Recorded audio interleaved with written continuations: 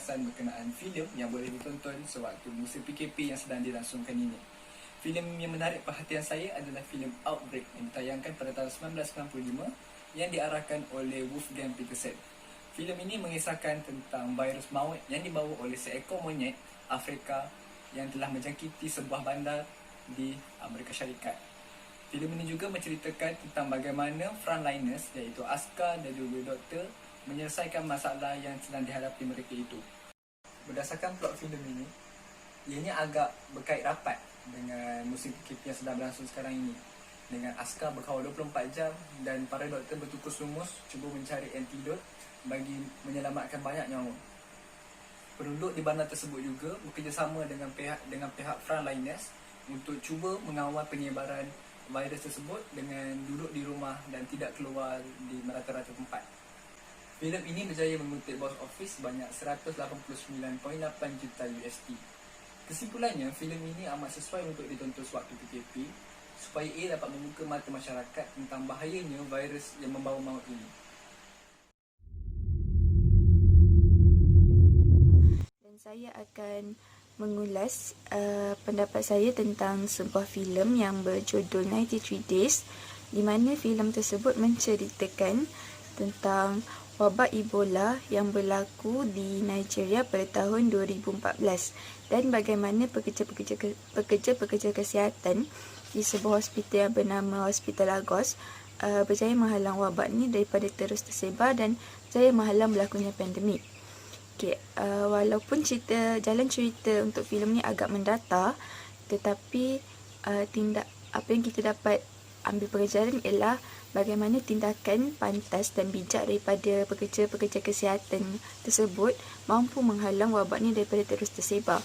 Apa yang mereka lakukan ialah mereka mengasingkan pesakit-pesakit Ebola ini ke sebuah tempat yang mereka telah sediakan. Di sana, di tempat tu, pesakit-pesakit tersebut akan dikuarantin dan dirawat. Apa yang kita boleh bandingkan dengan kes COVID-19 di Malaysia, petugas-petugas kesihatan di Malaysia juga bertindak dengan pantas dan bijak, di mana mereka sentiasa mengingatkan kita tentang langkah awal pencegahan COVID-19, sentiasa mengingatkan kita untuk menjaga kesihatan, membasuh tangan, pakai hand sanitizer, menjaga jarak antara satu sama lain. Mereka juga dengan pantas mengenal pasti kontak-kontak rapat pesakit yang mengalami COVID-19.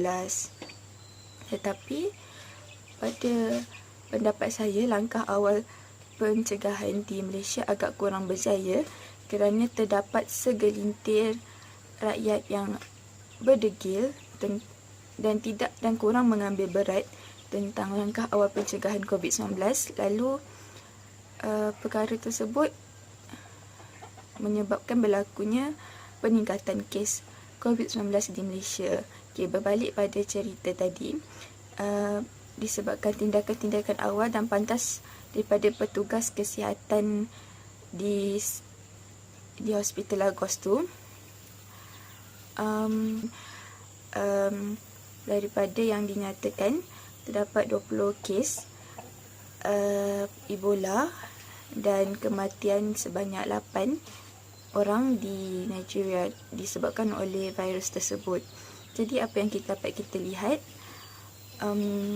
tindakan bijak dan pantas juga membantu menghalang daripada virus-virus tersebut daripada terus tersebar dengan luas dan menjadi lebih teruk. Something happens. Something that changes the way you look at the world. Changes your life forever.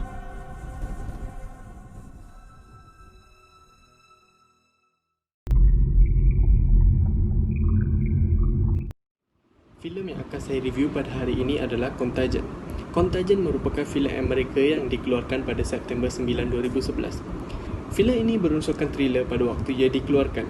Namun begitu, filem ini kembali menerima sambutan orang ramai pada tahun ini akibat daripada penularan COVID-19. Pengarah filem ini adalah Steven Soderbergh. Bagi sesiapa yang tidak mengetahui Steven Soderbergh, beliau pernah mengarah beberapa filem yang popular sebelum ini seperti Logan Lucky, Ocean 11 dan banyak lagi. Pelakon utama dalam filem ini adalah Marion Cotillard, Matt Damon, Lauren Fishburne dan lain-lain. Okey, sekarang kita akan melihat plot filem Contagion ini pula. Filem ini mengisahkan tentang Beth Imhoff yang baru saja pulang dari Hong Kong bertemu dengan bekas kekasihnya Mitch Imhoff. Setelah 2 hari bertemu dengan Beth Imhoff, isteri dan anak Mitch meninggal dunia akibat diserangi virus yang tidak diketahui. Akibat kematian isteri dan anaknya, Mitch dikuarantinkan untuk mengenal pasti virus tersebut. Namun begitu, Mitch tidak dijangkiti virus ini dan dikategorikan sebagai naturally immune. Oleh disebabkan itu, doktor tidak dapat mengetahui virus apakah yang menjangkiti anak dan isteri Mitch Imhoff. Manakala di Atlanta, Amerika, Dr. Ellis Chever diminta untuk mengkaji mengenai virus oleh kerajaan kerana mereka merasakan virus tersebut akan digunakan sebagai virus biowar ketika perayaan Thanksgiving yang akan datang ini. Dr. Ellis mengarahkan Dr. Erin Mas untuk menjejaki virus tersebut. Dr. Erin ini berjaya mengenal pasti Beth sebagai penular pertamanya di Amerika. Namun begitu, dalam usaha menjejaki virus tersebut, Dr. Erin juga dijangkiti virus tersebut dan meninggal dunia.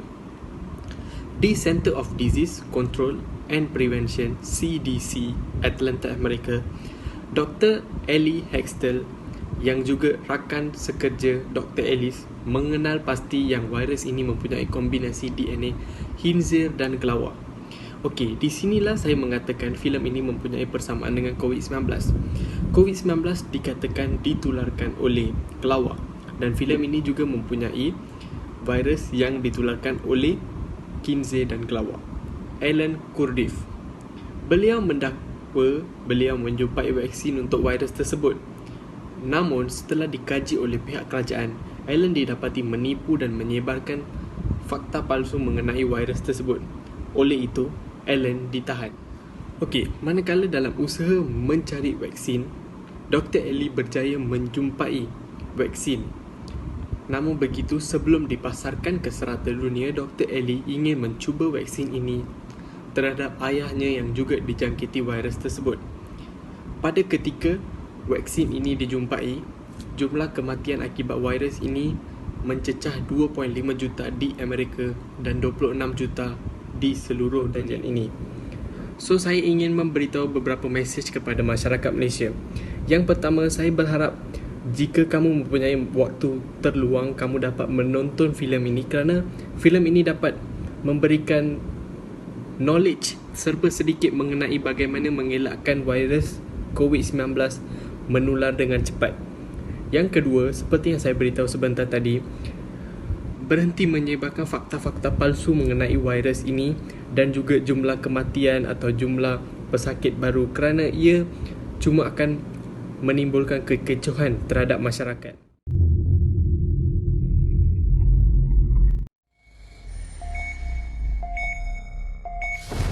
감염자들이잖아. 다 쏴죽일게.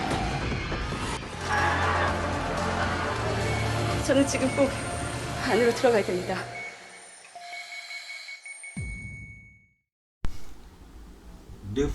The Flu ialah movie yang berasal daripada South Korea. Movie ini menceritakan tentang penyebaran virus ataupun penularan virus di sebuah kawasan di South Korea iaitu Bundang. Virus ini mula tersebar apabila sekumpulan pendata asing tanpa izin yang dibawa masuk ke South Korea. Semasa dalam perjalanan pendatang asing ini dibawa masuk ke South Korea, mereka semua mengalami kematian. Hampir keseluruhan mereka mengalami kematian dan hanya seorang sahaja yang terselamat daripada kematian tersebut, iaitu Monsai. Virus ini dapat dikategorikan sebagai avian flu, iaitu virus-virus yang berpunca daripada burung. Virus ini tersebar melalui airborne, iaitu virus ini akan memasuki ruang-ruang udara di sekitar kita dan virus tersebut akan masuk ke dalam badan melalui sistem pernafasan. Beberapa watak yang boleh diutamakan di dalam movie ini ialah Jigu, seorang emergency response team di Bundang, In Hai, seorang doktor di salah sebuah hospital, dan juga Mirai, anak kepada Inhai. Melalui movie ini, kita dapat hubungkan situasi dalam movie ini dengan situasi yang kita tengah hadapi sekarang di Malaysia semasa COVID-19, iaitu doktor-doktor di dalam movie ini bertindak sebagai frontliner, iaitu bertugas untuk mencari vaksin serta merawat pesakit-pesakit yang terkena jangkitan virus ini.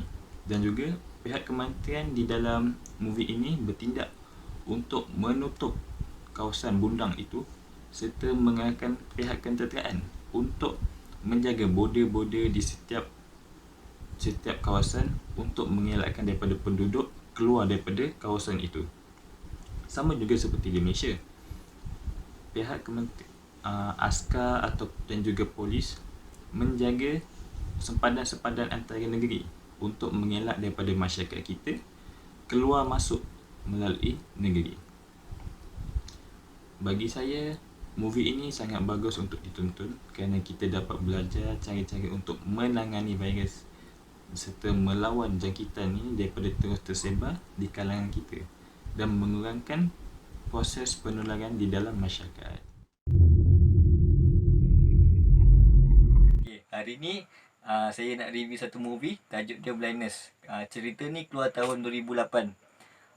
Cerita ni adaptation daripada novel karya Jose Saramago yang bertajuk Blindness tahun 1995. Novel ni keluar tahun 1985. Tahun 2008 diorang buat movie berdasarkan novel ni. Watak utama dalam cerita ni ialah Julianne Moore dan Mark Ruffalo. Mark Ruffalo ni yang jadi Hulk dalam cerita Avengers. Mark Ruffalo seorang doktor pakar mata dalam cerita ni dan Julianne Moore adalah isteri dia. Okay, cerita ni mengisahkan tentang wabak penyakit yang menyebabkan masalah penglihatan. Orang yang terkena wabak ni akan hilang penglihatan diorang. Diorang akan jadi buta. Dalam cerita ni ditunjuklah macam mana wabak ni berjangkit daripada satu orang kepada satu orang lain. Dalam masa yang sama, Mark Ruffalo, doktor tadi, dia pun terkena penyakit ni. Sebab ada seorang pesakit datang jumpa dia yang terkena wabak. Bila berlaku sentuhan, dia pun akan jadi dia pun jadi buta. Jadi lepas tu dia balik rumah, sepatutnya dia akan jangkiti isteri dia. Tetapi isteri dia tak kena jangkitan ni. Seolah-olah isteri dia terimun daripada wabak ni. Lepas tu wabak ni spread meluas lah terus. Jadi pandemik dan macam-macam berlaku. Berlakulah start lah kuarantin semua. Apa yang jadi macam kat Malaysia lah. Bila COVID datang, kita ada kuarantin, kita ada kena macam-macam kena lah. Semua ada, semua apa yang terjadi kat Malaysia semua ada tunjuk dalam cerita ni. Lepas tu cerita ni just nak ceritakan lah macam mana diorang punya journey as survivor yang time pandemik ni berlaku. Diorang tak je lah tunjuk macam mana diorang cari penawar untuk cure diorang punya disease ni, untuk cure wabak ni lah. Diorang just macam survivor apa yang berlaku time pandemik tu lah. So di akhir cerita ni tinggallah beberapa survivor ni kan. Dan diorang ni, survivor yang tinggal ni semuanya di lead oleh isteri Mark Ruffalo. Sebab isteri Mark Ruffalo seorang je yang tak buta. Jadi dia lah yang kira dia ni Mark Ruffalo punya isteri Julianne Moore ni seolah-olah dia macam hero lah kepada survivor ni. Dia yang bantu semua survivor ni yang tinggal. Dia cek tempat tinggal semua lah. Lepas tu keesokan harinya tiba-tiba seorang tu pulih secara tiba-tiba. Jadi cerita ni just tunjukkan journey apa yang berlaku time pandemik, apa yang jadi kat diorang time pandemik. Diorang tak tunjuk pun macam mana diorang cari cure untuk disease ni. So daripada cerita ni dia nak tunjuk apa yang berlaku kepada sebuah negara atau masyarakat apabila situasi pandemik atau satu wabak berlaku dekat satu tempat tu. So contohnya macam kat Malaysia lah, bila COVID-19 datang melanda kita, apa yang kerajaan buat, apa yang kita buat, semua tu menunjukkan kita punya journey as survivor. Apa yang kita jadi bila sekarang berlaku COVID ni, kita kena hidup dalam new normal. Macam-macam SOP kita kena jalankan, kita patuh Semuanya untuk mengurangkan virus ni.